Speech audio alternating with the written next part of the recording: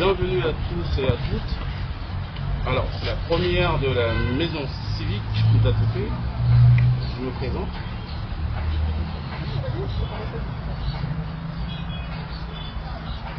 Bienvenue à tous et à toutes pour la première version de la capsule maison civique d'Atopé. Je suis monsieur Ebi Folie Ange Marius, dit EFAM. Je suis accompagné de Manuel Gicano, Maïlis, Célie Audrey. Nous vous souhaitons là le bienvenu. Alors, pour la première, nous allons aborder quelques thématiques. Enfin, la première thématique qui est pourquoi une maison civique. C'est une très bonne question. Je pense que pour nous, tout ça émane vraiment d'un constat. Ça,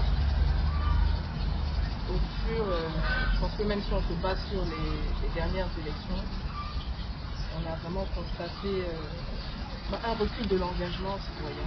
C'est-à-dire qu'on a tous, d'une manière ou d'une autre, vu nos frères, nos soeurs, nos parents se dire ça sert à quoi d'aller voter, ça sert à quoi de s'engager, ça sert à quoi d'engager ce genre de démarche-là quand on n'est même pas sûr de quand on ne se sent simplement pas représenté. Pour nous, on a trouvé ça très intéressant parce que l'engagement citoyen n'est pas quelque chose qu'on attend.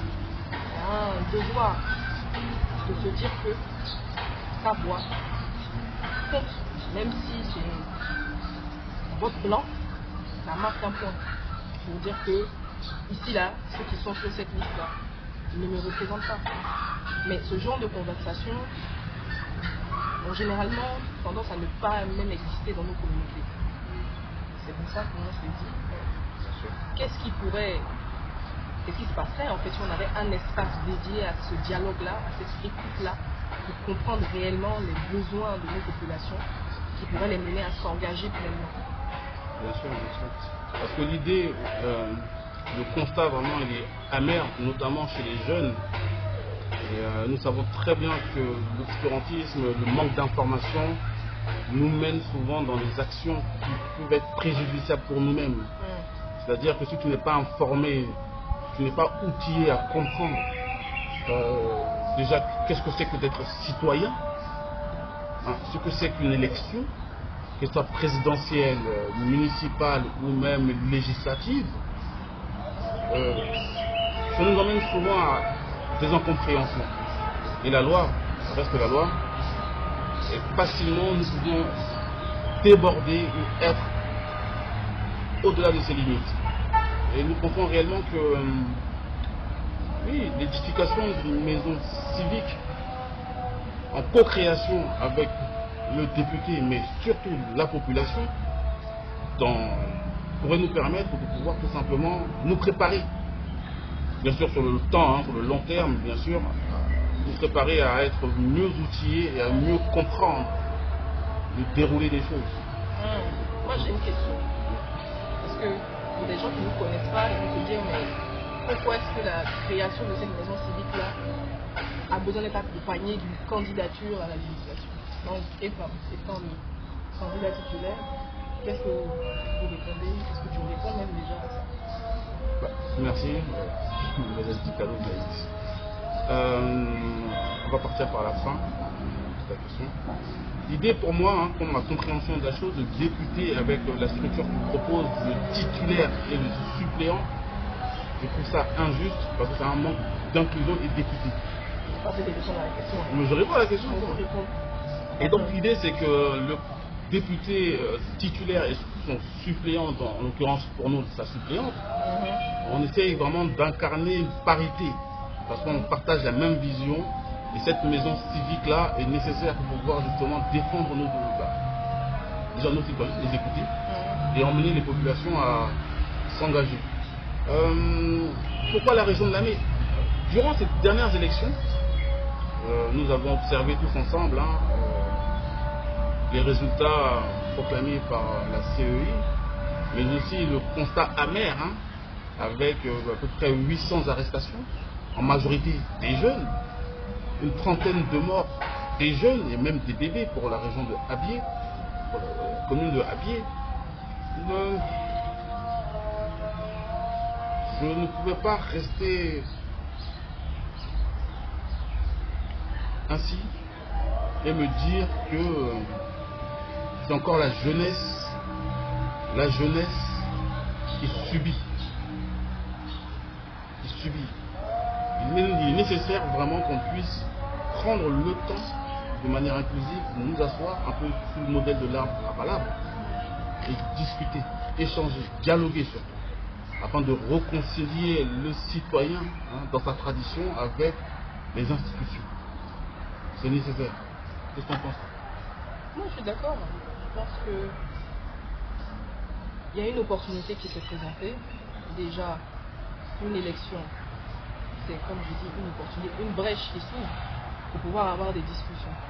Parce que je pense que tout un chacun dans sa maison est conscient, parce qu'on le regarde à la télé, sur les réseaux sociaux, toute la Côte d'Ivoire même ne parle que de ça. Parce que c'est une échéance qui vient là. Le 27, on va voter pour nos députés, nos représentants à l'Assemblée nationale. Et je pense que nous, les critiques qu'on a eu à nous faire, c'est généralement que vous êtes jeunes, vraiment, laissez le temps venir vers vous, laissez le temps des anciens passer pour qu'en 2030 vous puissiez manifester réellement votre voix. Et je pense que souvent c'est un peu dommage parce qu'en tant qu'humain on se place au devant de Dieu parce que c'est Dieu seul qui est le maître du temps, mais il y a des problèmes dans nos sociétés et nos communautés qui ne peuvent pas attendre, qui sont réellement urgents.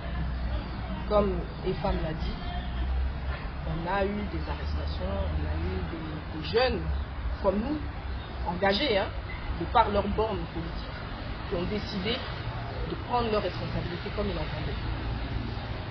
On s'est dit en tant soit peu que c'était leur droit, mais il s'avère que non. Bon, étant jeune, je dis, comment est-ce que nous-mêmes nous pouvons vivre avec ce fait-là de savoir d'autres comme nous, peut-être qui pensent ou qui ont eu à penser à voix haute, ce que certains d'entre nous pensent à voix basse, et manifester leur désaccord, se retrouvent incarcérés pour ça. Pour nous, vraiment, cette notion de complicité-là, je pense qu'on le vit tous, on est là, on parle, on va s'asseoir, on nous maquille, on est chez nos parents, entre huis clos, et puis on est là, on avale tout ça là, vers la fin.